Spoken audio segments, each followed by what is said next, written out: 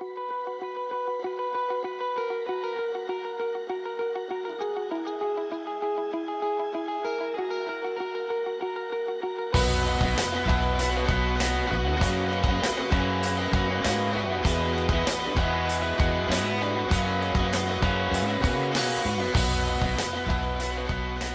welcome to another edition of Hank Unplugged.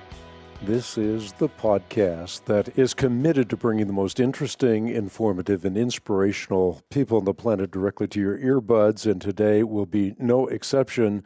My guest today, Joe Dallas. He is the program director of Genesis Counseling in Tustin, California. This is a Christian counseling service to men who are dealing with sexual addiction, dealing with homosexuality, and other sexual and relational problems. Joe Dallas, he once held the distinction of being listed by OC Weekly as one of Orange County's 50 scariest people. We'll talk about that in a little bit, but he's a member of the American Association of Christian Counselors. He's author of multiple books on human sexualities. We recommend every single one of them. You can find them on the web at equip.org. Let me list just a few of them. Desires in Conflict, The Gay Gospel, The Game Plan, one of my favorites, Speaking of Homosexuality. By the way, the subtitle there is Discussing the Issues with Kindness and Clarity.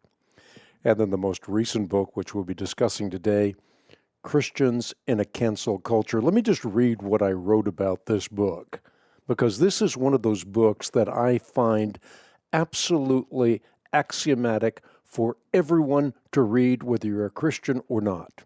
What I say about this book is Joe Dallas rightly dubs cancel culture a spreading madness, a virus of twisted thinking. Belief in the normalcy of the male-female sexual union is now being viewed as homophobic. The immutable nature of our assigned sex is considered transphobic, and the value of the unborn, misogynistic. The dam has burst, and it has submerged basic Christian morality and ethics. And yet, characteristically, Joe does not merely curse the darkness, he equips Christians in the art and science of conducting difficult discussions, wielding the Christ-mandated gavel of grace. And whenever I think of Joe Dallas, I think of that gavel of grace. He wields that gavel to perfection. Today's discussion on Hank Unplugged is wide-ranging. We're going to be talking about abortion, homosexuality, race, including critical race theory, transgenderism, and progressive Christianity. Of course, as always, whenever I talk to Joe, we'll probably get into much, much more. Joe, with that as an introduction, I am just delighted to have you back on Hank Unplugged. Thanks so much. It is great talking with you again, Hank. Always. Your book is phenomenal. In fact, let me say before I ask you a question about this book, that this book is available for anyone who stands shoulder to shoulder with me in the battle for life and truth. You can get a copy on the web at equip.org, simply for standing with us, shoulder to shoulder. You can get your copy, again, at equip.org. Joe, why write another book? I didn't think I would write one like this, Hank, because I didn't think it would be necessary. I think many of us saw the signs coming, the signs of growing hostility towards the Christian message, but I thought that hostility would be a social issue which would not be converted into restrictive actions or even laws. I thought it would just be an attitude, and that was naive of me. But by the time we got into 2020, we were seeing some pretty disturbing trends. We were seeing the green lighting of violent hostility towards viewpoints that have been traditionally held and even revered in our culture and certainly in our churches. Principles about the nature of salvation, about what does or does not constitute racism, the value of unborn life, normal versus abnormal sexuality, the mutable or immutable nature of the sex we are assigned with. These all became the hot-button issues, And if you were on what the culture now decided was the wrong side of these issues, there was a heavier price to pay than simple dislike or contempt. We found that people were making concerted efforts to silence us, and this was particularly true of the cultural powers that be, the powers that be in the social media and in academia, and certainly in the news media. And so I realized that what I had experienced as just one little old counselor who tried to help people who wanted to overcome homosexuality and the opposition I got for that on that issue, I now realized was a much broader problem. It was the problem of a very general crusade, a very unreasonable crusade that is committed to converting the infidels. And the infidels, in this case, are those of us holding traditional viewpoints. Now, when you are running a crusade and you're dealing with infidels, you got to either convert them or you got to silence them. That is what we are facing when we're facing cancel culture. So in a nutshell, that's why I wrote the book. Are we, in essence, looking at a neutered church today? Oh, I hope not, Hank. I still hold out hope that there is, well, in fact, I know there is the remnant. There are and always will be those who hold a high view of Scripture and who live out their life in faithfulness to God's will and who are unafraid to give the full counsel of God. That will always be true. But I do think we are seeing a general weakening of the church. It seems to me that a couple of things have happened. One, we have drifted further and further away from a disciplined study of the Word of God. And as a result, I think we're lacking in biblical discernment because you can't have discernment based on a document you're not familiar with. Secondly, I think we have drifted into the mistaken belief that our primary responsibility as churches is to be nice and to be liked.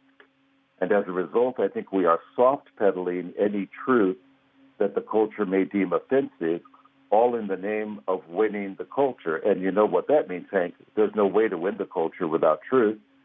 You can only appease the culture. You have a delicious turn of phrase in the book, Chapter 2, titled Of Ravers and Cavers. And I want you to talk about that a little bit from the perspective of people in high positions, leaders of ministries, high-position church leaders, they have mega churches and so forth, who are either raving or caving. Talk about what that means and how you can identify with that. In fact, I hope you get into, in answer to this question, how you yourself caved at one point when you were on Joan Rivers' show. I remember doing her show many years ago myself. But you were under the hot lights when she was a megastar at that particular time, and you caved. I have both caved and raved, which is why I'm quick to say in that chapter, I got a pretty big log in my own eye here, okay? There is no way I'm going to cast the first stone at anybody who caves or anybody who raves. But I have learned the hard way that both of those extremes are unacceptable and ineffective. So a raver is someone who holds the right position but with the wrong attitude. That is basically a Pharisaical approach to truth, basically one in which you say what is right, but you do it like Paul said we do when we speak without love, clang, clang, clang. A caver is one who is trying so hard to be a gentleman or to be winsome that he soft pedals truth or backs down when he ought to be clear and bold. So I used, for example, back in 1990 when I was a guest on the Joan Rivers show, and as you said, that was when she was, well, I think at the height of her popularity, and I was asked on to come as someone who represented the traditional Christian viewpoint on homosexuality, and there was a gay couple there who claimed to be Christians, and they were there to say that we, in our attempts to help gays repent, were doing damage to gays. And I mistakenly thought that my main job was to be the bridge builder. Well, I'm all for bridge building, I really am. But when that is such a high priority that we forget, no, our main job is to clarify truth with love, but to clarify it, whether it creates a bridge or not. People will choose whether or not they want the truth to be a bridge or they want it to be a battle cry. That's not our responsibility. Our responsibility is to be clear on truth. So once I got there, I felt the hostility from her staff. I felt the hostility from the New York City studio audience. I was the fundamentalist boogeyman. So I felt the discomfort of that. That wasn't quite so bad, but once the interview started, I felt so tongue-tied as I realized, wow, I am having to answer hard questions about how the church has responded to this issue. I want to do my best to show a nice gentlemanly face and not be accusative or judgmental. And with that as my high priority, I caved. I was just too nice. When I should have simply said, guys, what God has declared unclean, we must not declare clean, sort of a reverse of what God said to Peter. But instead, I tried to soft pedal it and say, well, you know, we don't want to judge people. I'm not here to condemn anyone, and I don't believe that homosexuals are all crazy. And so I was basically, instead of just saying this was wrong, which I eventually did, but not very well. So it was not one of my better moments, and that's one of the reasons I put it in the book. I wanted to say, hey, caving is not a new thing. Even poor Peter caved under pressure, and he was under pressure a lot greater than what I was under. But I think we have kind of a mental committee we send things through when we are asked hard questions. And when we overdo that mental committee, when we have too many considerations, when we're trying so hard to weigh every little word we say in light of whether or not it'll be offensive, we don't do well. And that's the bottom line. So, like I said, on occasions I've raved and on occasions I've caved. I hope that in the decades since then I've learned to present a much clearer and more balanced message. But on the one hand, I won't throw rocks at those who don't. On the other hand, I do think it's important to point out when people are caving or raving that they are wrong in doing so, and that more than ever, we need the clear Christian voice, unvarnished and unapologetic. Yeah, you've learned your lesson. And in Chapter 3, you actually talk about being served. You talk about the cancel culture and what it is. And I like the fact that you have some analogy for the cancel culture. On the one hand, people talk about the French Revolution and its comparison to what's happening in America today. On the other hand, you define this as more of a virus than a revolution. Mm-hmm. A virus doesn't have a central organizing body the way most revolutions do. I see a lot of parallels between what we see today and the French Revolution, certainly. The unreasonableness of it, the violence of it, the bitterness that gets translated into social action, that's true. But a virus is more something that spreads from person to person. Let me give an example, Hank. I've read different accounts of the Salem witchcraft trials. And one common element I see in all of the descriptions is the viral nature of these lies the girls were telling. A girl would hear another girl say, ooh, I saw Goody Proctor with the devil. Did you? Oh, yeah, sure I did. Did you? Oh, yeah, I saw her too. Oh, we all saw Goody Proctor with the devil. And you basically send that through the echo chamber, and person after person is realizing, hey, it's kind of cool, and it's expected of me to say, I saw Goody Proctor with the devil. So that's what we say. And a lot of attention came with that. Of course, these girls got a lot of status for being the witch identifiers. And so even though lives were destroyed because of these lies, that virus, that madness spread among them. Now today, people are, I think, being infected with this virus that basically says, if people hold to the traditional views of marriage and family and social justice and salvation, they are hateful people. And when people hear that repeated by different people, they catch the virus and say, oh, yeah, me too. I also believe that these people who hold these views are hateful, and they must be silenced for the good of the culture. And face it, that kind of makes you feel virtuous. If you are one of those who is saying there is a holy cause that I need to be a part of to stamp out intolerance and hatred, therefore I'm in, you sort of feel that pumped feeling of the righteous crusader. Now, in this age of, what else can you call it, Hank, but intellectual laziness, when people don't check things out, they hear something and it appeals to a need they have to get involved. So rather than check out the merits of the claims, they just jump on the bandwagon. And as a result, I think we have a lot of people who are very committed to cancel culture, the woke movement, the social justice warrior movement, extreme groups like Black Lives Matter, Antifa. All of these are basically symptoms of this virus, which people are being infected to think they must take action at any cost to silence people who hold unacceptable viewpoints. I got to say, in our nation, this is something fairly new, and I don't think we were well prepared for it, but, here it is. You've pointed out that the cancel culture is not easily defined, so you've characterized it in a sense, but you've also noted that today it's so dangerous because it wields the force of academia, social media, journalism, entertainment, public rioting, corporate influence, political leadership.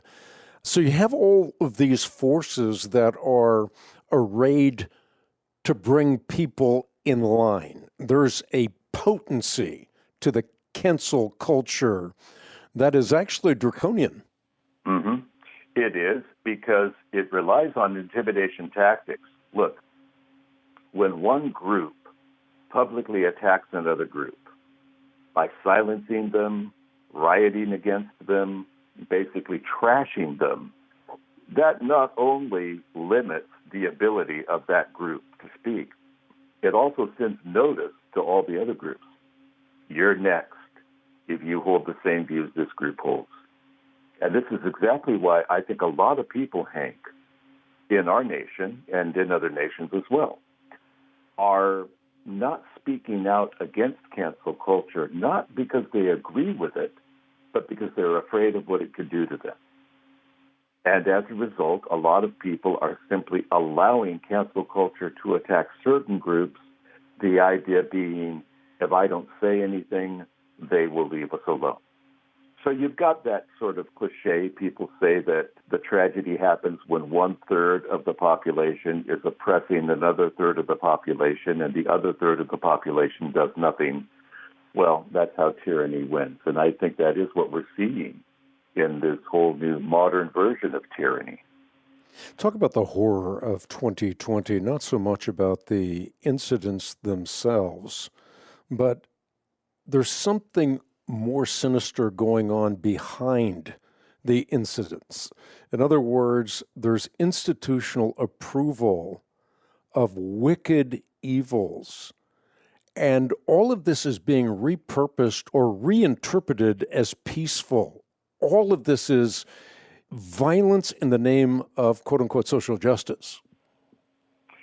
Hank, I'm glad you asked that. I sat in front of the television with my jaw dropping to the floor when I saw the rioting, the vandalism, the takeover of cities. Not because I was so astonished at violence. I mean, we've all seen examples of violence. But what horrified me was the unwillingness of local governments, local agencies that should have been enforcing the law, leaders who should have been enforcing the law. What was horrifying was to see them just stand there. In many cases, not only just standing there, but saying, that's good, I applaud that. And then even if they applauded it, they pretended that it was something other than what it was. So you would see a city, for example, taken over, and you would see a mayor say, oh, well, it looks like they're going to have a summer of love. For heaven's sake, the city was taken over. people were virtual hostages in their own homes. That's not a summer of love. And yet, politician after politician, talking head after talking head, community leader after community leader said these protests are peaceful, even as the buildings are burning, even as the citizens are terrorized and in many cases assaulted. These protests are peaceful. The cause is just. There's nothing wrong with this. And you conservatives are making a big deal out of nothing. Now, this to me, Hank, is reminiscent of the way Hitler's regime took over in Germany. Not only did they begin openly persecuting Jewish people, but when Jewish people objected, why the powers that be in the Nazi propaganda machine would say, oh, Jewish hysteria again. My goodness, these people overact. They cry persecution at the drop of a hat. And this was being done even as Jewish people were being beaten and denigrated in the streets. Well, I don't want to be too quick to compare anyone to the victims of the Holocaust, and I don't want to be too quick to pull in the Holocaust illustration. But what the heck are we supposed to do when we see that fairly recent history being repeated? And Hank, I think, I am not one to say, oh, let's do anything we can to avoid persecution. That's not the point. I think that persecution is inevitable to some degree. I accept that because that is a fact of life in this fallen world. But when we allow persecution, which limits our ability to do what we are commissioned to do, of course we should be speaking up rather than just sitting there passively letting it happen. I don't think there's any honor in persecution that could have been prevented. So if we are sitting here as American Christian citizens in particular, simply saying, well, I don't want to get my hands dirty with politics, I just want to pray and trust that everything's going to work out all right, I have to wonder, for heaven's sake, do you think there would have been an American Revolution if our ancestors had felt that way? So for all of those reasons, I think that we do have the greater horror, not just the horror of people acting up outrageously. That happens. But the horror of the people in authority saying, oh, that's okay with us. And the rest of us feeling like, well, if you're not going to defend us, we are at the mercy of the mob. Now what? That's what I call a horror story. Yeah, I want to camp out on that for just a moment because you have a chapter in your book titled You've Been Starred. And I was thinking about that chapter title when I was reading a book called Sarah's Key. I don't know if you've ever read the book. There's also a movie out by the same name. But for people who don't know about this book or movie, this takes place in real history during World War II, where the French police, at the behest of the Nazis, are rounding up Jews in France and then ultimately sending them to Auschwitz. And you wonder, how is it possible for the French people to watch these Jews being rounded up and then do nothing? And the answer that is given is that these Jews have become not just unwanted, but they've been labeled dangerous. And once you make that transition, it becomes very easy to look on apathetically as someone is being sent to Auschwitz because they are a cancer, they're a danger. And you make the point, You've Been Starred, that's the chapter, you make the point in that chapter that a lot of similarities are going on in the cancel culture today. People are not just saying that Christianity is wrong, but that Christians are patently dangerous. And that's how you get people either riled up against a group or indifferent to a group. Either one will serve your purposes. Nobody, Hank, is going to get excited about it if the forces in cancel culture say, oh, those Christians are stupid. Oh, those Christians are jerks. Oh, those Christians are ridiculous. Oh, well, who the heck cares if somebody's stupid or ridiculous or a jerk? You don't really want to take action against them. But if you can convince people that somebody is dangerous, now you've whipped them into action. I remember taking my son to watch Beauty and the Beast when that first came out, way back in the early 90s, I believe it was. And there was a key scene where the villain Gaston wanted to whip the villagers up into attacking the beast. But in order to do it, he couldn't just say the beast is ugly. Who cares? So he had to make up this long narrative about how the beast is a predator who's going to come at night and attack your children and destroy the village. And based on that alone, he had the whole village going out with torches to invade the castle and kill the beast. Well, that's basically the same tactic we're seeing today. I'm not saying necessarily that cancel culture seeks to kill us, but what I am saying is it certainly seeks to kill our ability to communicate our message and thereby attempt to kill the message itself. And we're seeing this played out, as you said, in academia, certainly in social media, in the corporate and professional world. Now, it's already true that a number of law firms and medical establishments and psychiatric establishments will not accept graduate students from Christian universities because the Christian universities will have held to doctrines about family and sexuality that these firms are saying are no longer acceptable. College professors, university professors, good grief, they face unprecedented pressure to walk the line when they address issues of racism and gender and sexuality, and students as well who just want to graduate, who want to get their degree and move on and establish a career. They're put in a terrible situation if they hold the traditional viewpoint on these issues because, on the one hand, they want to be able to be in an environment of a free exchange of ideas. On the other hand, they know darn well they are not in such an environment. And if they are found out to be conservative Christians, or for that matter, Orthodox Jews, why, they could find themselves unable to graduate with decent grades, or at least to be harassed. So for all of those reasons, I pointed out in that chapter, we are experiencing something similar to the starring of Jewish people. Because remember, Hank, the star is not just something that identified people as Jewish. It came to symbolize every negative thing Germans had been taught about Jewish people.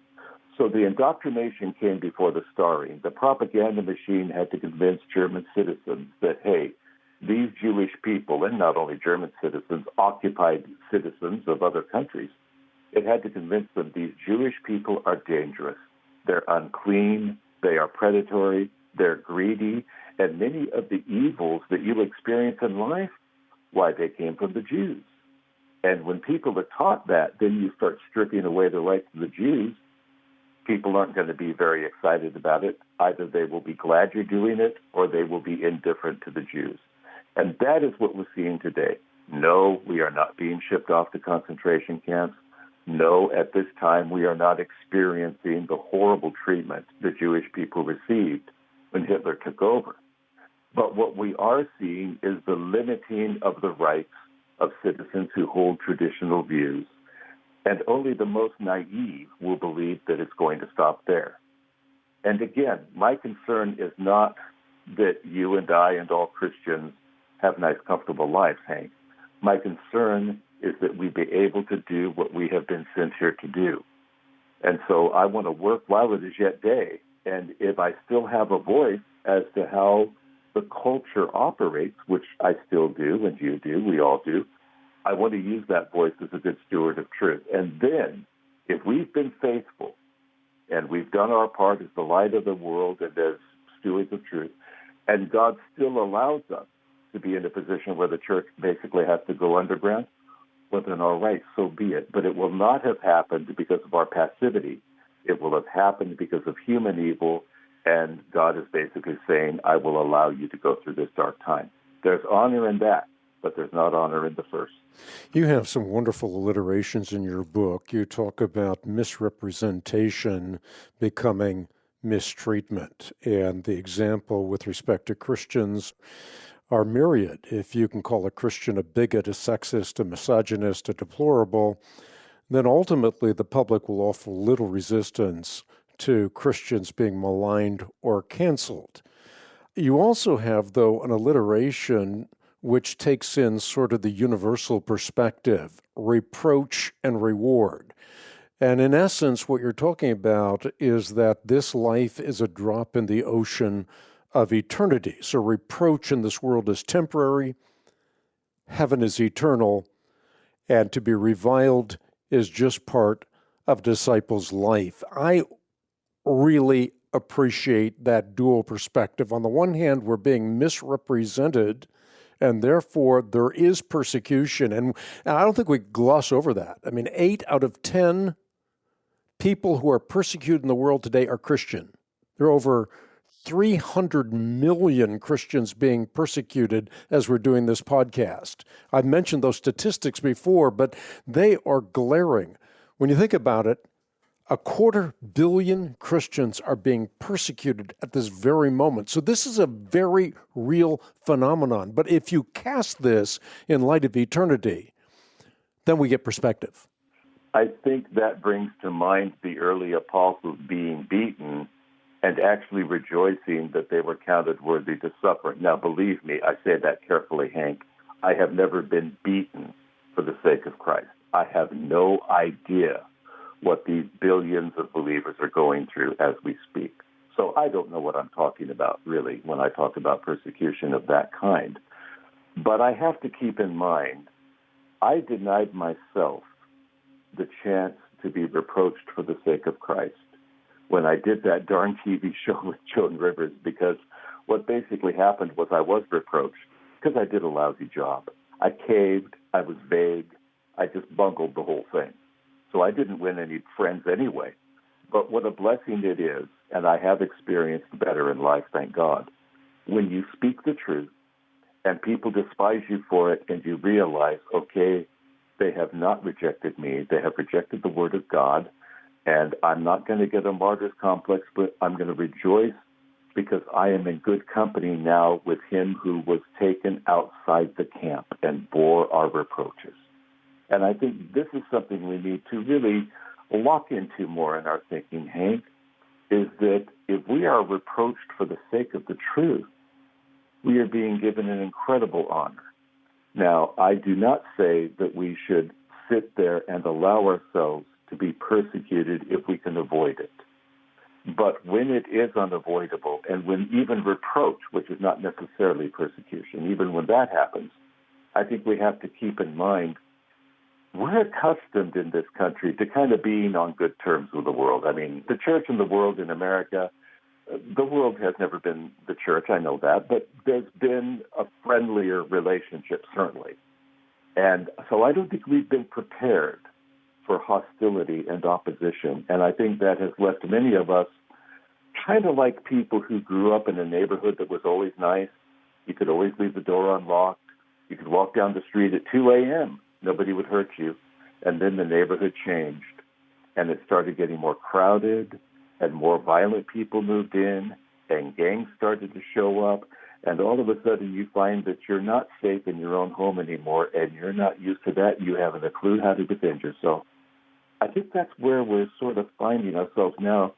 So now, more than ever, I think it's the age of the apologist. We are going to have to learn, all of us, to stop leaving apologetics to Hank Hanegraaff and TRI, but to understand that all of us can know the Word of God well enough to have a working knowledge of it and to defend the faith and to make a reasoned defense.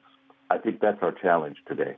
Joe, you mentioned just a moment ago the word hostility, and that's a word in one of your chapter titles. Chapter 5 is titled Why the Hostility, and you do a wonderful job there, again, with alliteration. You have 3 C's: convenience, conscience, and conviction.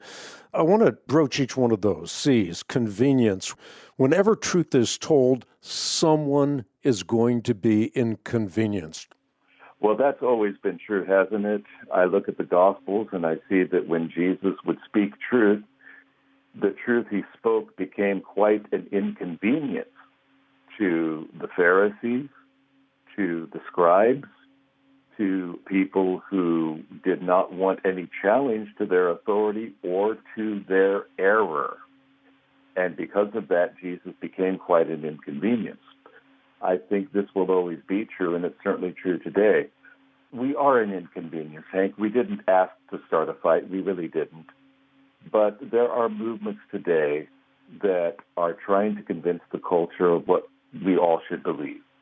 The transgender movement, the gay rights movement, the pro-abortion movement, critical race theory and the movement to promote it, progressive Christianity. All of these movements are full of some very committed people and have some very committed organizations behind them, and you better believe they have a lot of very powerful politicians behind them as well.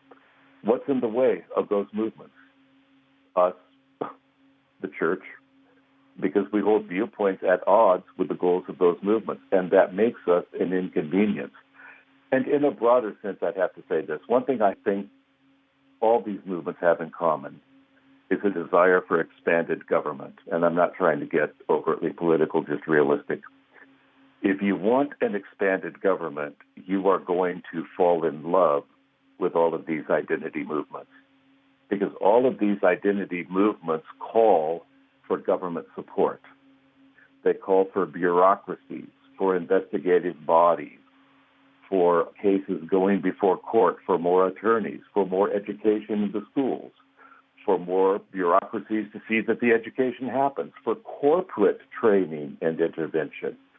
So anybody who wants expanded government, my goodness, they're going to love all of these movements, because these movements look to the government and say, we have an agenda, enforce our agenda. And I thoroughly believe, Hank, that plenty of politicians who do not even really believe that a man can become a woman, or that an unborn child is not an unborn child, or that men and men can form a sexual relationship every bit as honorable and as healthy as one formed by a man and a woman. I think plenty of people are giving lip service to those movements who don't even believe in them, but the movements are certainly convenient to the goal of people who want expanded government, whereas a healthy church is no friend of big government, because in a healthy church, our allegiance will only be to God.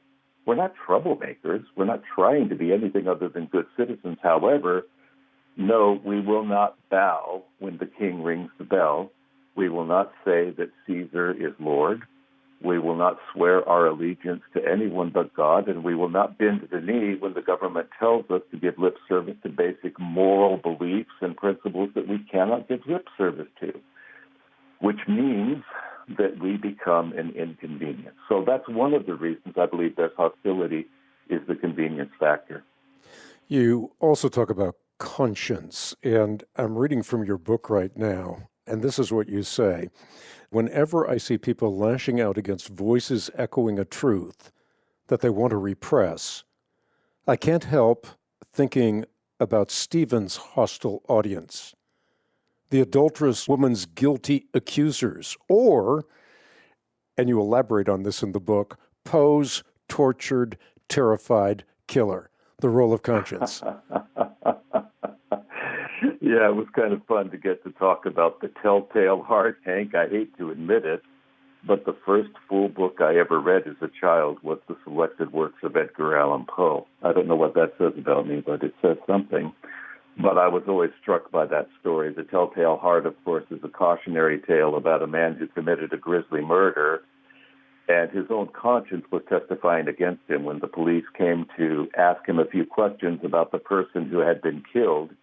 He mistakenly thought he heard that person's heart beating under the floorboards where he had buried the body. And he thought that the police also heard the heartbeat, but they were mocking him by pretending not to hear it. And so he finally, on his own, ripped up the floorboards and said, "Stop this game. I admit it. I killed the man. Here's the body." All because of his wounded conscience. Now, in a, I guess, more redemptive narrative, when Stephen preached, we know that many of the men who heard him were, according to Luke, pierced to the conscience, pricked in their conscience, because he basically pulled out the law of Moses and the history of the Jewish people, and he showed them that by their own standards, they were guilty of the blood of the Messiah. When Jesus came to the aid of a woman caught in adultery, he basically said, of course, you can put her to death. just as long as you yourself have no sin in your own life. And it looks as though he did start enumerating on their sins, and one by one they left. Here's the point. When my conscience is bothering me, Hank, I have a choice. Listen to it and conform to what it says I should do, or silence it. The problem is, if I'm trying to silence my conscience and you come along and you start verbalizing what my conscience is trying to say to me, now not only is my conscience my enemy, you are my enemy. And that is exactly why I think many people are so committed to silencing the Christian voice. I got to say, especially on sexual issues, not just on sexual issues, I know, but I think that there is such a thing as God-given intuitive consciousness. I think intuitively there are things we know, even as non-believers, a sense of right or wrong. It doesn't mean that we are saved, but it means that we have a sense that some things are right, wrong, normal, and abnormal. And I'll just say it plainly. I think we intuitively know, Hank, that when a woman is carrying a child, that's a child. I think intuitively we become gentler in her presence. We become deferential. We become protective. I think that we know if you are born with male anatomy, that is what you are, and that is what you will continue to be no matter what you do surgically to yourself. The DNA is still going to say exactly what was said when you were born. It's a boy. I think we know that, and I think when we try to push that down, as I did myself, I think that that's when we start seeing people as enemies, because when I was trying to adopt a gay identity and when I was trying to live out my life as a quote-unquote gay Christian back in the late 70s, early 80s, my own conscience was testifying against me. And whenever anybody would come to me and say, Joe, are you sure this is right? That person became my enemy. Of course I lashed out. So I think that that is behind a lot of the resistance we're seeing to the Christian voice today.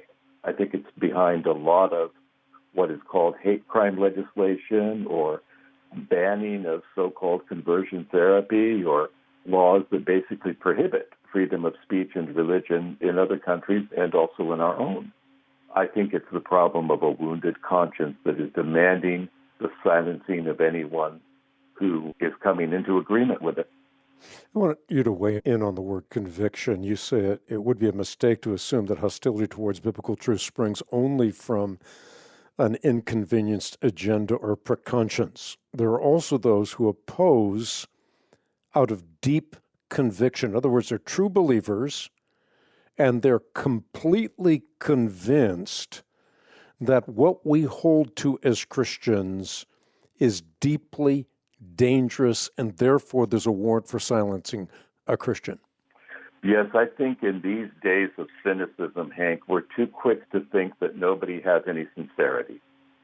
That if people hold views other than our own, well, they know they're kidding themselves. They must know they're wrong. They're just playing games, and they just don't want to admit it.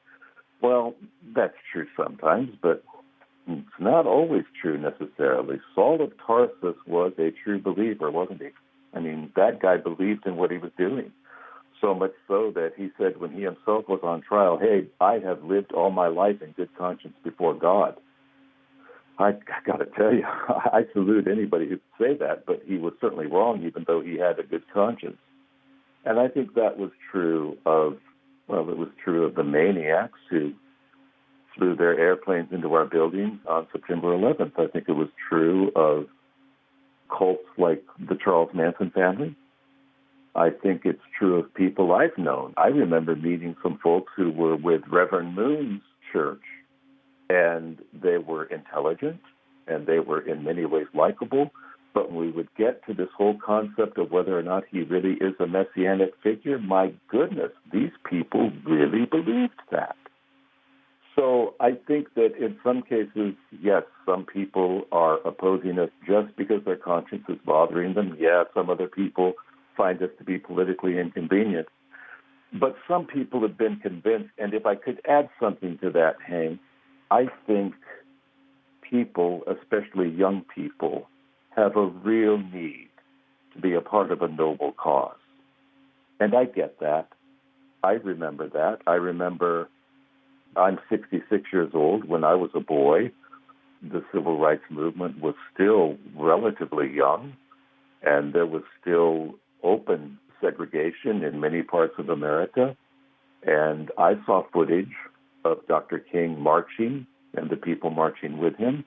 I was just a little kid, but even as a little kid, I thought, wow, that's awesome. That's noble. I remember later in high school learning about the Holocaust and about the European underground that sheltered Jewish people and transported them to safe nations and resisted the Nazis. And I thought, how awesome to be a part of a noble movement. Now, in a noble movement, you have a group to protect and you have villains to resist.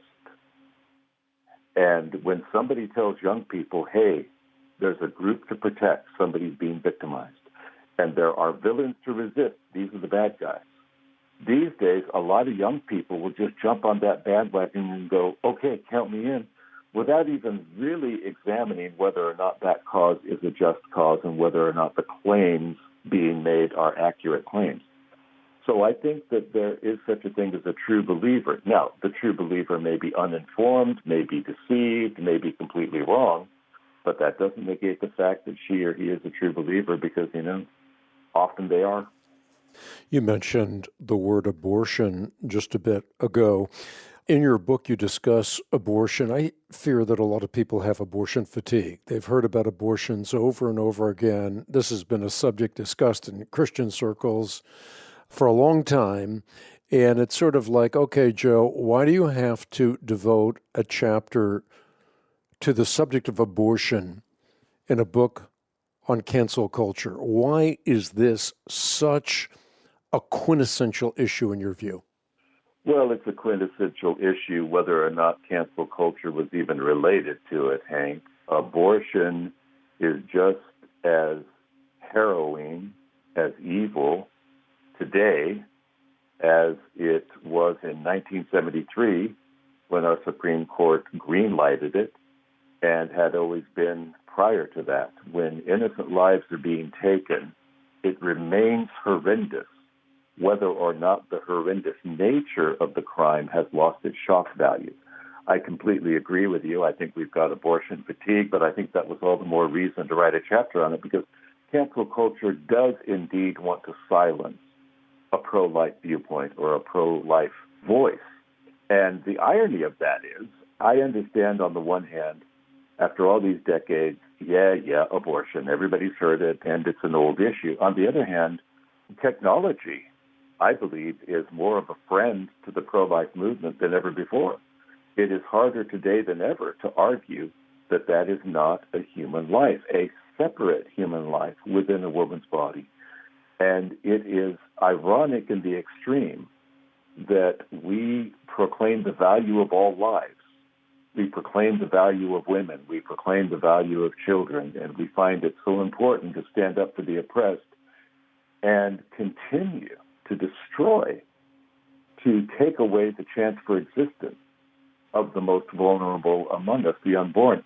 Now, full disclosure, just for whatever reason, integrity's sake, I guess, as with the caving issue, Hank, I myself fathered a child who was aborted. Back in the late 70s, I had an affair with a married woman, and that culminated in her becoming pregnant. And she had an abortion with my full consent and full support. And I am disgusted to say I didn't give it a second thought. And ironically, a few years later, when I was involved in full gay activism, when I was on staff with a gay church, and when I identified myself as a gay man, the woman who really enlightened me about abortion was a lesbian activist who also happened to be a nurse. And we were both socially liberal. We were both openly gay. We both were sort of on the right side of all the politically correct issues, except this one, because she said, you know what? I will never scrub for one of those again because I have seen what abortion is. And it's a barrel full of dead babies. And it's murder. I don't care what else they call it. I've seen it, and I can never be part of it again. And she is the one who got me thinking about what actually happens during an abortion. which, by the way, is something that most people who talk about it have not even thought about in much detail, which is exactly why I think there's such cultural resistance to ultrasound testing for pregnant women in crisis pregnancy. But for all of those reasons, I think that however tired we may be of the subject, we cannot lose sight of the seriousness of the subject. Is it a losing battle? Well, in the sense that, yes, every time that an innocent child is killed, we're losing. But I think we still will answer to God for whether or not we have at least spoken up for the oppressed. And on my own part, I kind of go along with what David said about his son when he lost his child. He can't come to me. I'll go to him. I will see that child someday. But in the meantime, I'm never going to be okay with what I participated in. And I think that I would not wish that on anybody else. So I hope that we are not so fatigued by the subject that we will stop talking about it. Yeah, just deeply moved by what you just said. There's something else, though, that I want to get into, and you do get into in the book, and that is the history of Roe. The narrative with respect to Roe has been communicated so often, repeated by so many talking heads, that people think that this is actually a settled issue, that Roe v. Wade settled this issue of abortion long ago, but they have a faulty view of what actually happened historically with respect to Roe v. Wade. Well, there were decisions made prior to Roe v. Wade, of course, which were interpreted as granting or even finding within the Constitution rights to privacy that were not really there. And I think Roe v. Wade is a classic example of the fact that a bad law, a bad decision, sets a bad precedent, which gets interpreted later down the line. And as a result, you come up with more bad decisions and more bad precedents. And good grief, there you have the tragedy that we're facing today. So I do think that Roe v. Wade is not as settled an issue as people try to make it out to be. It was a 7-2 decision resting on an alleged right to privacy, and that was not a right found in the Constitution, but it was a right that somebody else had articulated in a decision, I believe, almost 10 years earlier than that. And based on that, somebody said that that has been now found within the Constitution, and it has its roots in the 14th Amendment. And because of that, we are going to establish a right to privacy, and we will consider the woman's right to abort as being covered under that right of privacy. But as I tried to point out in the book also, Hank, as you said, this is not a settled issue, and not just by conservatives. There are plenty of liberals who have said, this was not nearly as black and white as people have pretended it to be. In fact, no one short of the late Justice Ruth Bader Ginsburg said in 1985, and I'm quoting here, the court presented an incomplete justification for its action. The court's Roe position is weakened by the opinion's concentration on a medically approved autonomy idea to the exclusion of a constitutionally based sex equality perspective. So the fact that something is done, even the fact that something is approved of by a large percentage of the population, does not mean that the issue is settled. Not at all. And I think something else that you point out in the book, if I recall correctly, is that Roe v. Wade was about abortion in the first trimester, not in the second 2 trimesters. Yes, exactly. And by the way, that was an important point, because the inference that you get from many people who talk about abortion is that Roe basically approved of abortion at any part of a pregnancy right up until the end of the pregnancy. That's not true at all. Now, I want to be quick to say I don't want to parse this so much that I would imply that the child is less of a child during the first trimester than during the third trimester. I'm only saying that it's often a misinterpretation of the fact when people imply that Roe v. Wade legitimized abortion throughout the course of a pregnancy when in fact it did not. That was so interesting. I remember Carl Sagan, when he was alive, talking about how if you abort in the first trimester, you're aborting a creature. That creature eventually becomes a child, but certainly not in the first trimester. And that was his way of rationalizing abortion being legitimate in the first trimester, but not later on. And of course, as you've correctly said, a child is a child from the moment of conception. I mean, that is not a theological contention, that is pure scientific evidence. I mean, the evidence points in that direction. I think it's incontrovertible. But a lot of people say to you, Joe, what right do you have to write a chapter on abortion? You're a man, you don't have a uterus. No, but I have humanity. The question itself implies that abortion is strictly a woman's issue. It is not. It is a human issue. If you are a human, you have the right to an opinion and to voice your opinion on this issue, because this has to do with women and men. Aborted children are both female and male. Now, it is true that women carry the children. That doesn't mean that men are not responsible to play a part in protecting the lives of those children. So in a way, I really, by the way, get tired of that line of thinking, Hank. People will sometimes pull out the status of the arguer to discount the argument itself. Well, you're straight. What do you know about homosexuality? You can't talk about gay rights. Well, you've always been comfortable as a man. You don't know anything about transsexualism. What right do you have to talk about transgender? Or you're a man. What right do you have to talk about abortion? That implies that abortion is strictly a woman's issue. I do think it's ironic that such a high percentage of the most powerful pro-life voices historically have been female, and not just male. But again, this is an issue that affects all of us because it is about human beings. So to say that because you're a man, you cannot speak for the unborn would have been just as stupid as somebody saying during the Civil Rights Movement, you're white, therefore you cannot stand up for African Americans. That's absurd.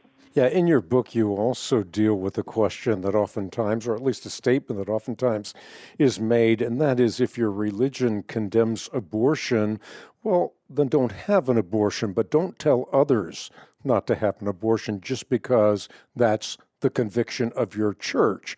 And you do a great turn on this. You turn this argument on its head by saying that I doubt you'd ever say if your religion condemns racism, don't be a racist, but don't tell others not to be a racist just because your church thinks racism is a sin. I try to point out in that argument, Hank, what I think we all know, and that is there are some sins that people commit that are essentially private sins. Does that make them okay? Of course not. Sin against God is sin against God. But not all sins directly harm an innocent party. So we have laws in place to protect people from being harmed by other people for that very reason. So again, the argument is just as absurd as if somebody said, well, if your religion teaches you shouldn't be violent, then don't be violent, but don't stop somebody else from being violent. Yeah, right. So again, I think that people are accustomed to squaring off into their identity camps to determine whether or not somebody gets to speak up about something. And one of those identity camps can be religion or the lack thereof, wherein people say, well, that's just a religious issue, so you have the right to practice it, but don't tell me what I have to do. Well, in most cases, I would not. Look, I believe you must be born again. And if you are not born again, you will spend eternity apart from God. That's a terrible thing. But I'm not going to try to force you to become a Christian. But if you're going to murder another human being, whether you believe it is right or not, I'm going to do what I can to keep that from happening. And I think that's the way most decent people, Christian or non-Christian, would feel. You talk in chapter 7 about churches that today are conforming to the cancel culture cult, and particularly with respect to homosexuality.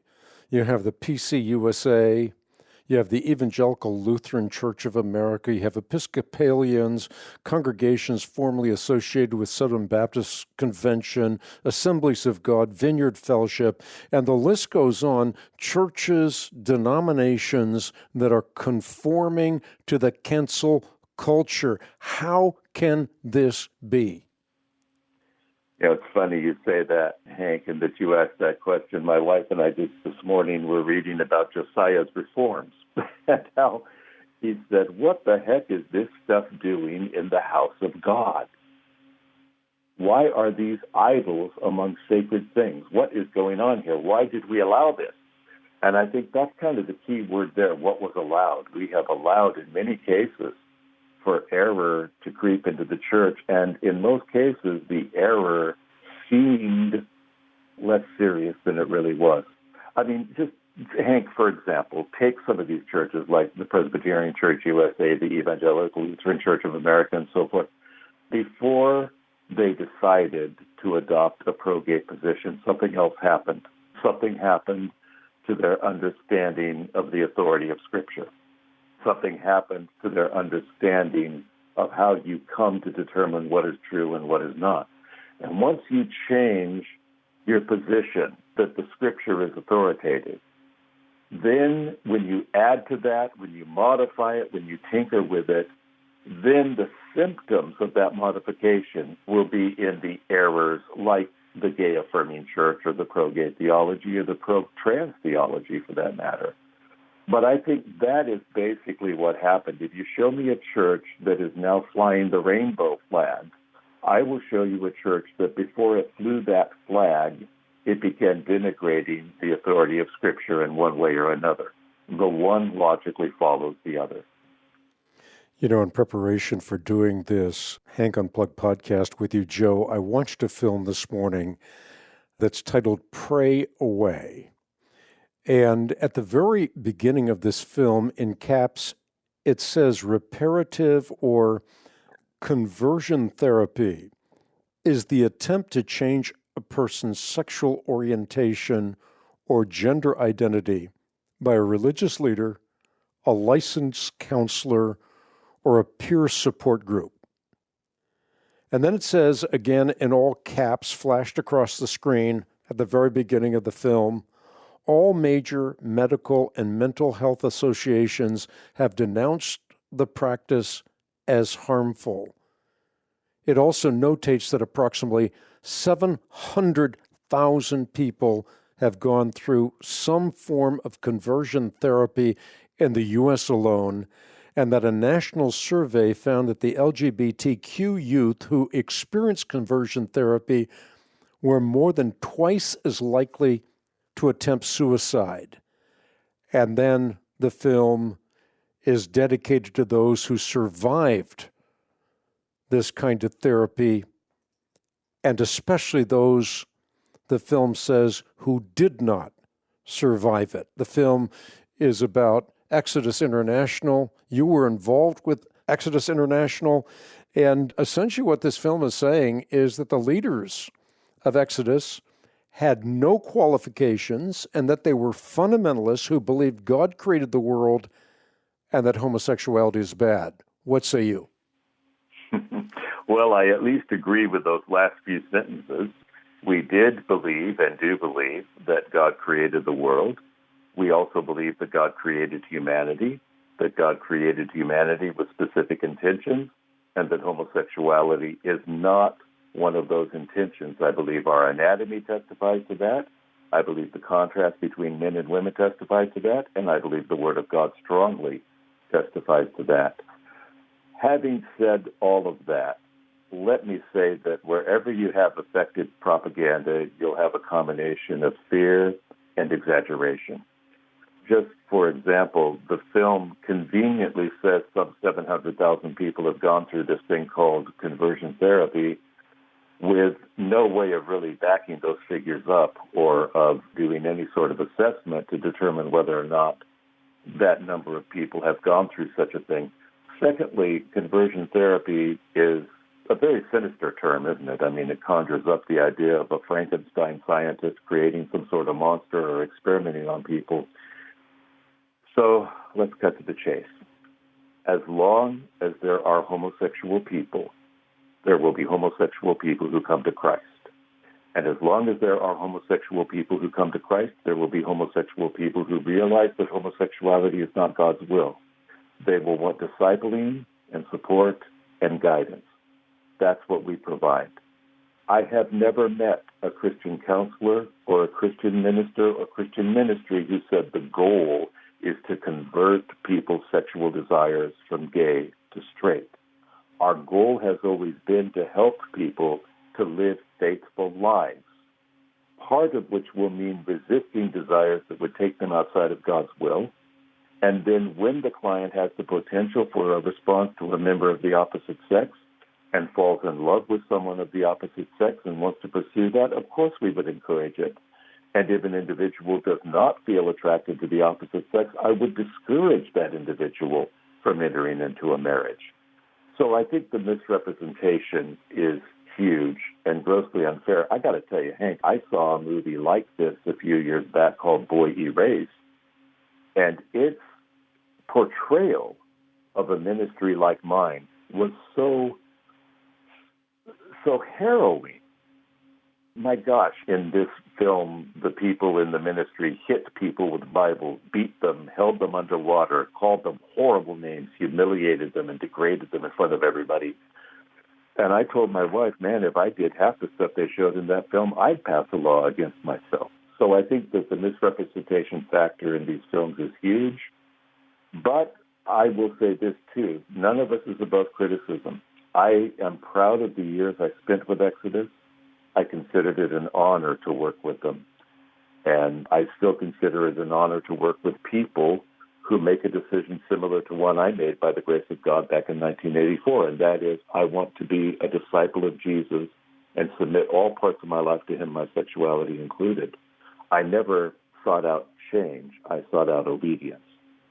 That's what we're still doing. But watching this film, and I've watched it myself, Hank, I think that what we have to do is consider the criticisms that they are making and weigh whether or not the evidence backs them up.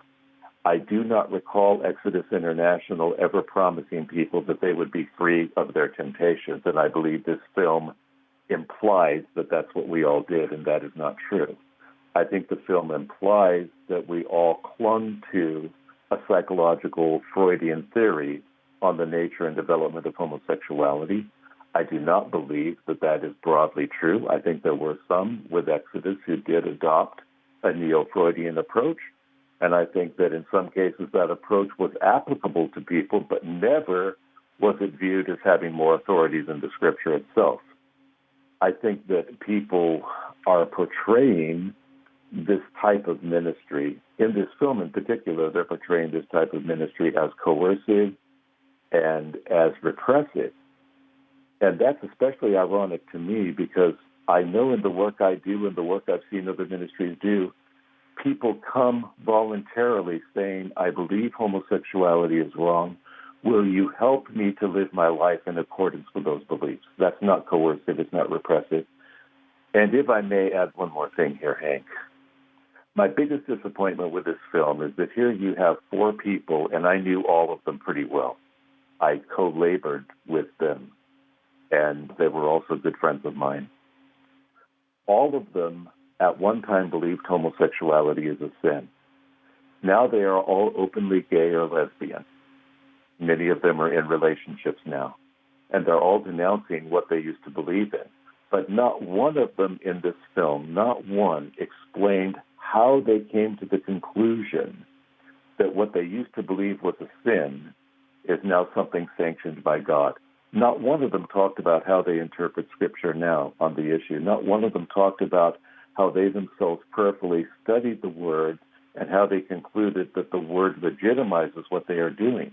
They relied only on their experience, by which they said, I prayed for my feelings to go away. They did not go away. Therefore, I have decided that God intended me to have them. Well, good grief. Hank, that's a scary way to determine what God intended, because I can tell you a lot of things I feel every day that I sure don't think God intended me to feel, much less act on. So I think that that is a very faulty foundation, and the title itself is very misleading. Nobody in Exodus ever said, if you just go home and pray, all your homosexual temptations will go away. If we had said that, we wouldn't have been sponsoring conferences every year to teach people what to do with their sexual desires. So I guess, as you can see, I've got my opinion on this. Yeah, and I think it's a good opinion. The title's misleading. The notion that what is being offered is equally misleading, but there's an end game here, and that is to tell the church what it can and what it cannot say. And I think that end game is something that we ought to be very aware of as Christians. Hank, many people are naive to this, but they shouldn't be. A lot of people look at films like Pray Away, or they look at these bans on so-called conversion therapy, which none of us refer to as what we do, but regardless. And they think, well, those laws, those bans, those restrictions are only going to apply to these few ministers or counselors who do that kind of work. That's not true. Now, just for example, in Canada, I believe it was in Calgary, when a ban on conversion therapy was passed, the city council openly discussed the implications of it, and one of the council members said, okay, if we are saying that ministers cannot do so-called conversion therapy, what if a gay man goes to a church and says to the pastor, I'm gay, what does the Bible say? Can the pastor tell him it's a sin? And one of the council members supporting the ban said, no, he may not. Unless he takes a non-judgmental position on this, he could be fined $10,000 or face prison time. That's the end goal here. Because, Hank, think about it. If you call something a sin, and you're calling it a sin from a biblical perspective, you have to also be saying that sin can be overcome. If sin can be overcome, then a homosexual can change. Therefore, if you say homosexuality is a sin, you have to be also saying that a homosexual can change. Now, when we say a homosexual can change, that doesn't mean that he will lose all temptations or she will lose all desires. It means that the behavior can change, the identity can change, and the power of that sin in the person's life can change. Well, that's not acceptable to the people who are trying to shut down all condemnation of homosexuality. So what they're basically saying is, if you say homosexuality is a sin, you are practicing conversion therapy. Therefore, all of the opposition to conversion therapy, it's not just being leveled at those of us who do this work. It's being leveled at every Bible-believing church that holds the biblical position on human sexuality. It's very naive not to recognize that. A canard worth commenting on, you bring this up in your book, that Christians were wrong about slavery, they were wrong about women's rights, and now they're making the same mistake today about gays and lesbians. What's wrong with that generalization? Well, I'm glad you used the word generalization. That's the first thing that's wrong with it. It's a generalization. What, all Christians were in favor of slavery? Not on your life. Good grief. The abolitionist movement was largely fueled by Christian believers, both in our nation and in other nations. It's also true in more recent history that segregation was opposed by many born-again believers within the United States. So right off the bat, it's an inaccurate generalization to say, oh, the Christian church has been wrong on slavery, or the Christian church was wrong on segregation, or for that matter, that the Christian church was wrong about women. The Christian church has largely, and I mean overwhelmingly largely, been opposed to the denigration of women. If you believe that men and women have different roles, you are not assuming denigration of either men or of women. But probably the broader problem with that argument, Hank, is something I think we all know. If a group or an individual was wrong in the past about one thing, it does not mean that that same group or individual must now be wrong in the present about something else. There is not one person listening to this podcast who has not been wrong about something. Not one. Are you really going to therefore abdicate your responsibility to take a stand on right versus wrong because you have been wrong in the past? I can't imagine that. So I think it's kind of a cop-out. Instead of taking the time to weigh the rightness or wrongness of something, now people are simply saying, well, you, the church, were wrong about some things in the past. And even if for the sake of argument I concede at that point, which I don't concede, because the whole church was not wrong about these issues, I would say that even if a group was wrong about something in the past, it does not mean it is necessarily wrong about something in the present. It only means that a group could be wrong about something in the present. Well, I'll buy that. I could be wrong. Anybody could be wrong. That's why we say, okay, how do we determine what's right or wrong? Is there a verifiable source? Yes, let's go to the verifiable source to settle the issue.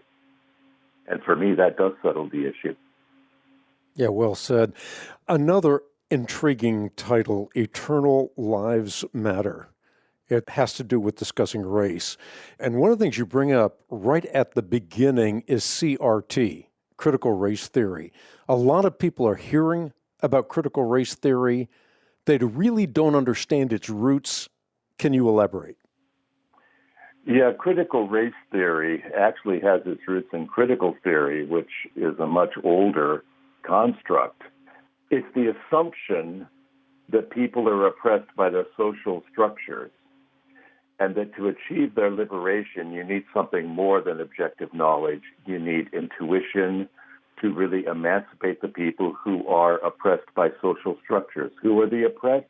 Anybody who's in the minority. And that particular belief leads you to believe that whoever is in the majority is thereby guilty of imposing an oppressive structure on everybody else. Now, up until, I'd say, the last few decades, most people had not even heard of critical theory. And I think that that's because it was not directly affecting so many of us. As I said in the book, I did myself have some exposure to critical theory when I was part of the gay affirming church, because at that time, there were many people who were committed to feminism and towards ending racism. And they held the belief, based on critical theory, that anybody in the majority was guilty of the oppression of the minority. Therefore, all whites were racist and all men were sexist. And that if you denied the fact that as a white you were racist, it was only because you didn't want to take responsibility for the racism that you benefited from. And so that played out even, as long ago as the 70s when I was a part of that movement. But it's just within the last few years with the development of Black Lives Matter critical race theory, which basically teaches that racism is systemic. It has infected every part of American life. And thereby all whites who benefit from white privilege, and if you are white, it is predetermined that you benefit from white privilege, all whites are thereby complicit with racism. Whites, therefore, must first acknowledge their own racism, and if they are unaware of it, they need to do the work to educate themselves and to listen to critical race theory and study it, admit their guilt, and then, having done so, they need to take action. They need to vote for the right candidates. They need to support whatever the current goals of groups are, like Black Lives Matter, whether it's defunding the police or whether it is re-educating the masses or whether it is redistribution, or one of the latest ideologies is equity as opposed to equality. Equity, making sure that everybody basically has the same amount, that everybody is basically dealing with the same level of financial independence, the same level of opportunity. It's basically a way of saying everybody should have the same amount of everything. And with that kind of a very broad socialist agenda, the Black Lives Matter movement is trying to re-educate Americans to believe that racism is one of the primary issues we have to deal with today. Now, having said all that, no rational, much less decent person can deny that racism is evil, right? I mean, it's not bad, it's evil. Bad is if you do 75 miles per hour on the freeway when you should do 65. Evil is to believe that one race is superior to another. So that we can agree on. But, as I argue in the book, it is unfair and illogical to presume people guilty of a sin unless they have practiced that sin or expressed affirmation of that sin. If one of those two isn't present, you have no right to call somebody guilty. And a biblical view of sin is just that. It basically says we are all sinners, that we must accept. But we are not guilty of a particular sin unless it can be shown by our actions or our expression that we are either committing that sin or approving of that sin. And this is what is tearing this country apart as we speak, Hank, is the fact that a lot of people in racial minorities are being taught to accuse those who are in the racial majority, and those in the racial majority are feeling more and more defensive and helpless and wondering what to do. So, in polar opposition to what Dr. King said he dreamed about, a time when his children would be judged not by the color of their skin, but by the content of their character. Now it is being presumed that the color of one's skin does determine the content of one's character. Look, if that isn't racism, I don't know what is. You know, that sounds a lot, Joe, like white-splaining.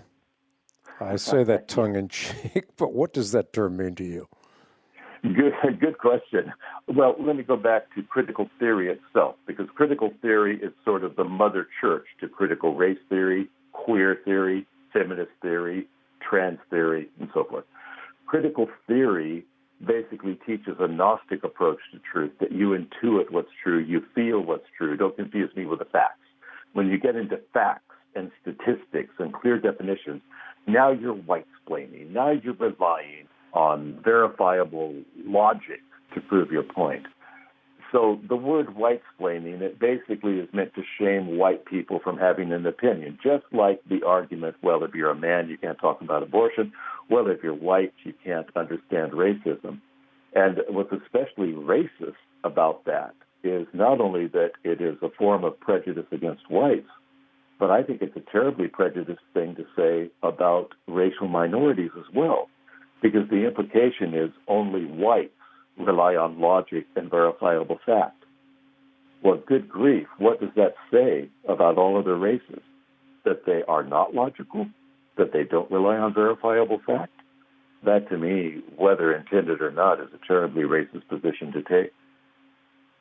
You know, before we move away from this, Joe, I want to just maybe ask you to comment on one more thing here, because this is a macro issue. There's a lot at stake here. People see so many separate issues and they're not tying them together properly as you do in the book.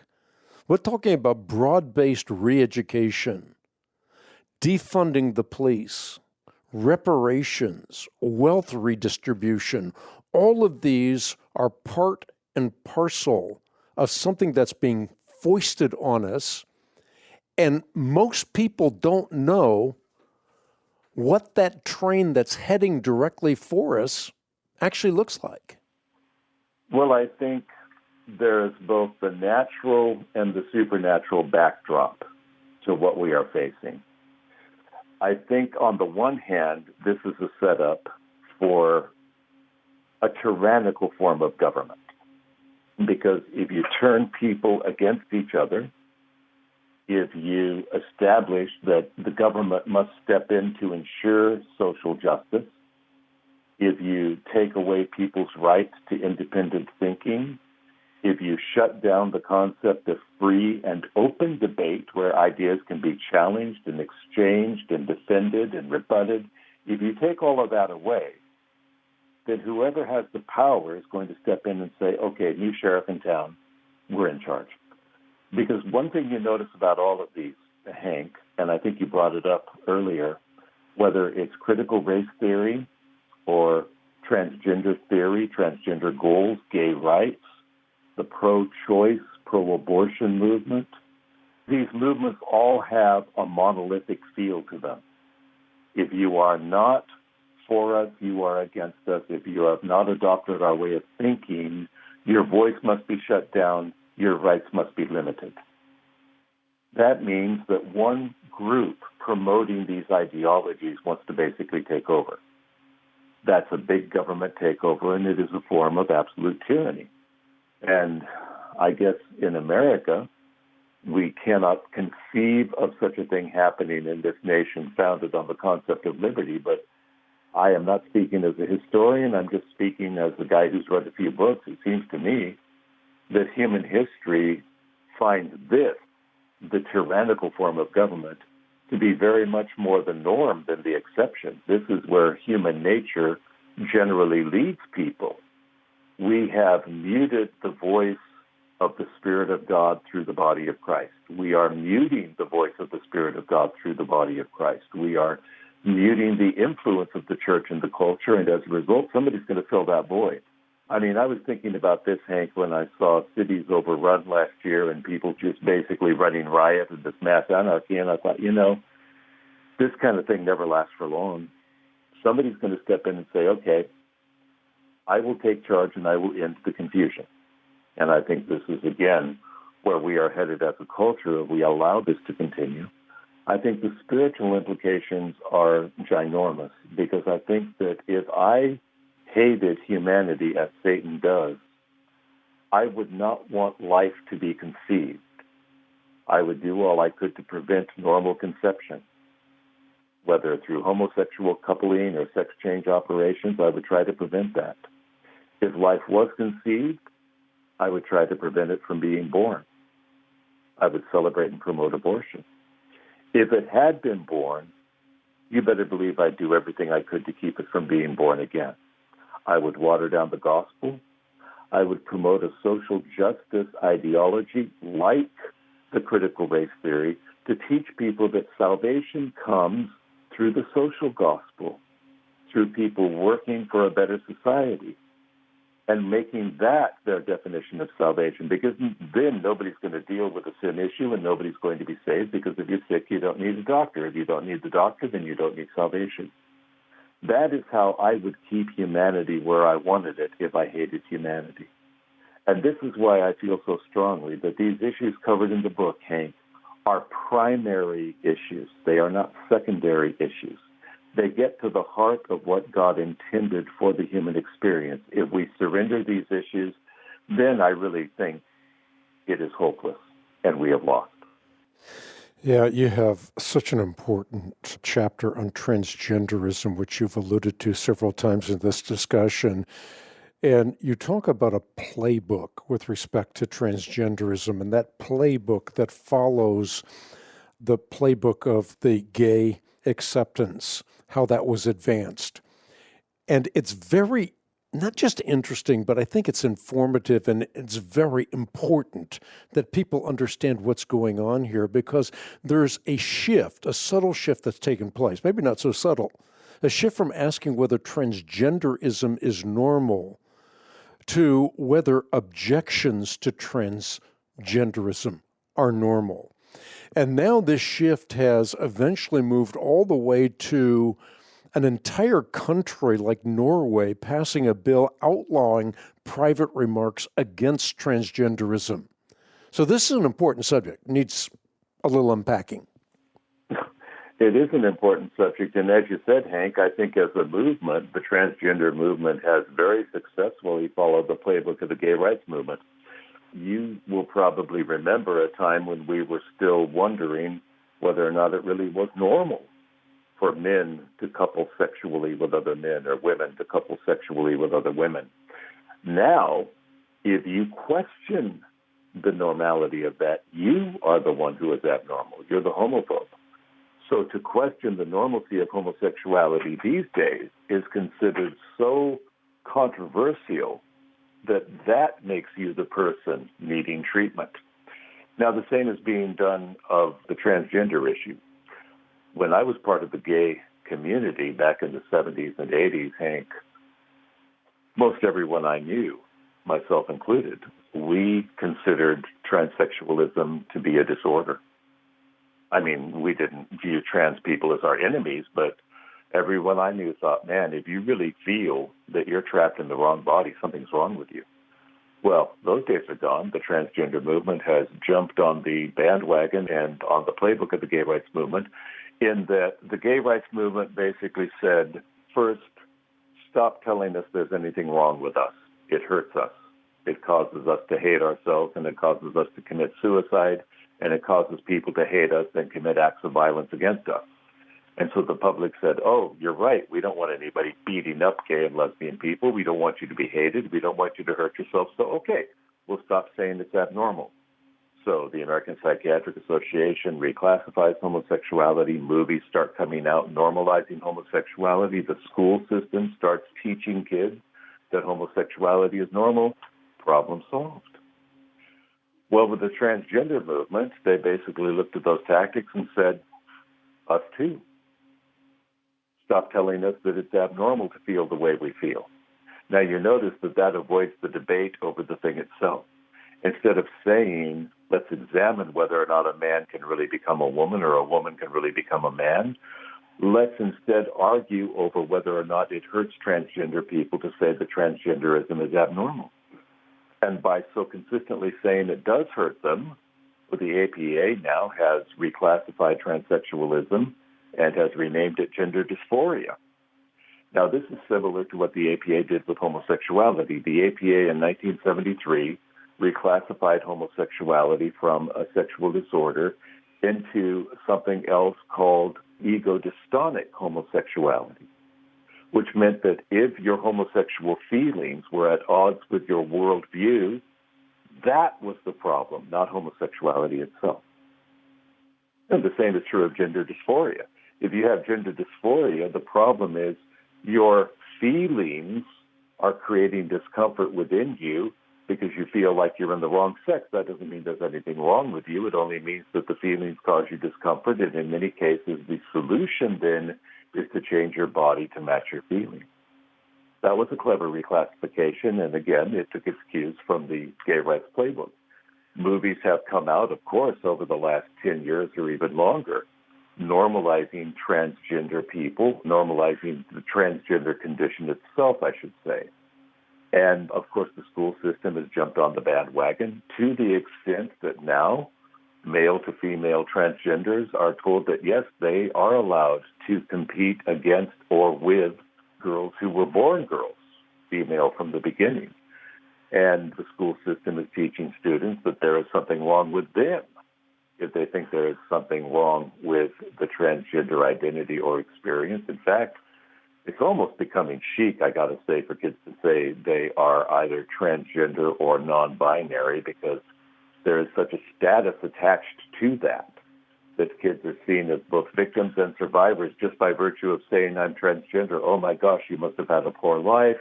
We need to afford you more dignity than you've been afforded, and you get a special status as a result. So for all those reasons, I think you got to hand it to transgender advocates. They are committed, and they are bold.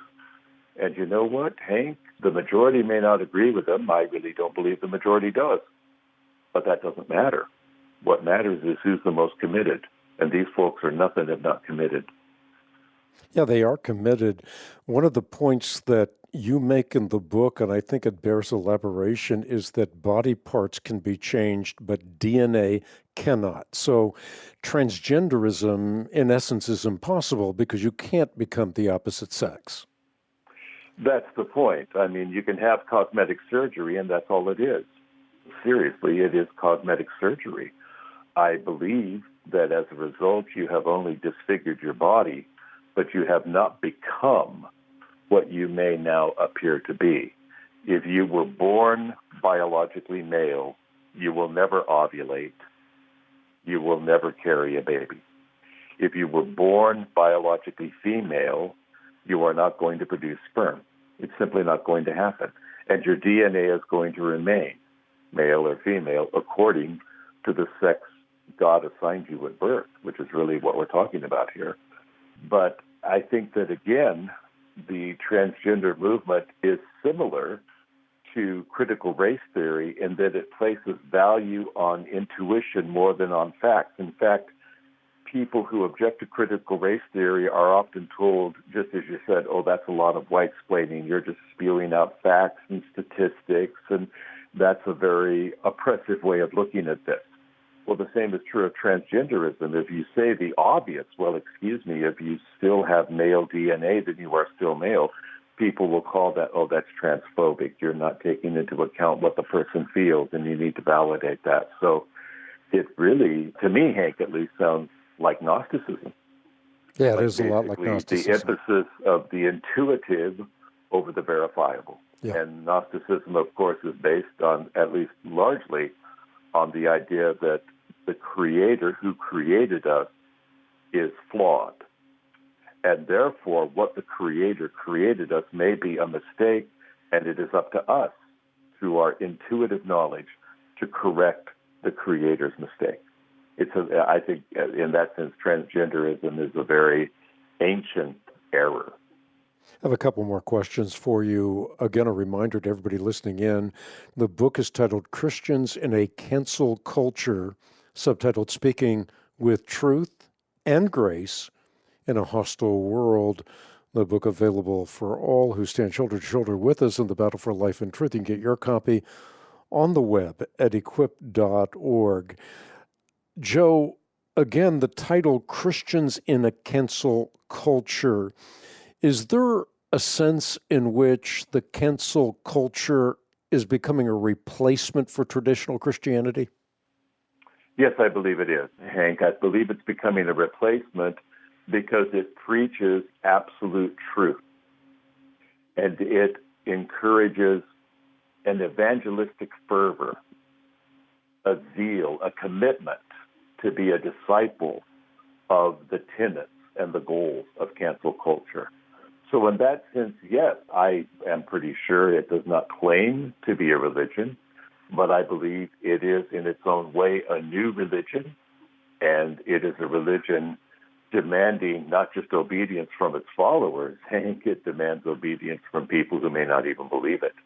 That's the difference between cancel culture and Christianity, isn't it? We certainly believe in what we promote, and we would love to see other people believe it, but no, we are not going to oppress people if they don't believe it and try to coerce them into giving lip service to what they don't believe in. Cancel culture will do both. Yeah, some of the quotes from deep within the Christian community, I think of Rob Bell, who was entrenched in the Christian community. I know a lot of people who followed him religiously, so to speak, who hung on his every word. He is now saying that he has long wondered if there was a massive shift coming, a massive shift in what it means to be a Christian. And then he says, something new is in the air. There's a fresh approach to faith, complete with new priorities, something that you call a pretty poison. Yeah, I got to say that what you just quoted Rob Bell as saying is one of the very few things he said that I agree with. I do agree something new is coming. I do agree that in many people's minds there is a revision of what it means to be a Christian and what Christianity itself is. The big difference between Rob Bell and I is that Rob Bell celebrates that. I fear it and I regret it, but I do agree with it. I think that we are seeing a whole new approach, a deconstruction of sound doctrine and the erection of falsehood.